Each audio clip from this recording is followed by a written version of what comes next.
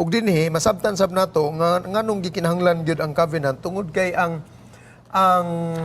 nahisgutan ni Pastor Gingging nga pagsulod sa sala nabahin na ang mga tao. So naagyoy mga nga tao nga didto gid sila spikas nga bahig sa mga daotan mga kaigsunan. And even in the beginning, so kung imong itandi ang duha ka anak sa atong unang original nga mga ginikanan, si Cain ug si Abel mga kaigsunan, ang ilang mga kaliwatan nawala na puo man si Abel unya ni puli si Seth. So kaning tanan nila, one generation chose God, accepted God, and the other chose evil. Ang uban nagpractice og polygamy while the other consistently walked with God. So ang nahitabo mga kaigsunan dito sa tumoy, one group of people found grace in the eyes of the Lord and the other was destroyed mga igsoon. So this is a matter of choosing. Mao nang giingon ni Pastor Gingging kanina sa ikatulong nga rason nganong adunay pakigsaad karon katagaan og higayon ang matag tao mga kaigsunan kung asa siya nga pundok makigangot diha sa pakigsaad mga kaigsunan.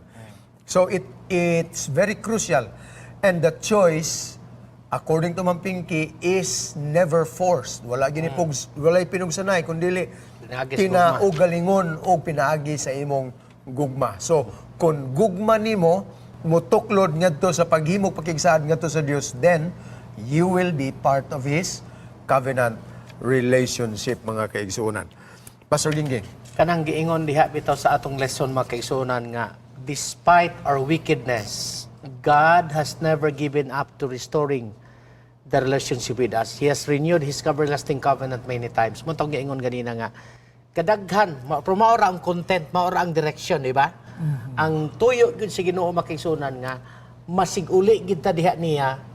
Wala mo surrender ang Ginoo. Kita bitaw maghim atong gamitang illustration. Pananglitan kitang maginikanan igsuon bisag unsa ka badlunganon sa atong anak. Di man gyud ka mo giveaway sa among anak kay nahigugma man gyud kasi among anak. Maupod ang sitwasyon nato sa tubangan sa Ginoo makigsunan. Bisag unsaon natong glapas sa atong pakigrelasyon niya makigsunan. Makadaghan kita na sayop. Pero ang Ginoo wala gid mi surrender sa ato. Iya gid gihapon tag giplanuhan. Gitagaan kita niyag planos kaluwasan nga iya gitang giluwas tungod siyang gugma sa atong matag-usa. Tungod gyud na sa gugma, base gyud na makigsunan sa kaning covenant because of love. Tungod sa gugma sa tao. Yeah. Sa Ginoo ngadto sa tao nga iya gitang pagaluwason. So kung atong tanawon ng kasaysayan sa kaluwasan mga kaigsunan, it was always God who took the initiative. Kana Nung gyud na nga gikan sa tao ang initiative mga kaigsunan, kitay makiguna-una gyud og pasiguli. Dili gyud na siya tawhanon nga nature ang mag-una-una sa reconciliation process. It is God's virtue mga kaigsunan.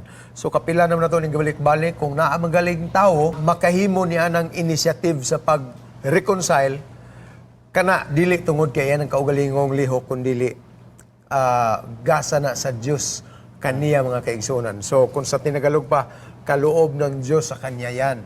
Mao na nga kanang tawhana effective siya nga mag-initiate mga kaigsunan sa reconciliation process. So mao ni ang part sa atong gitan-aw nga mga elemento sa covenant mga kaigsunan ug karon niabot ta sa tunga-tunga nga bahin sa atong pagtuon.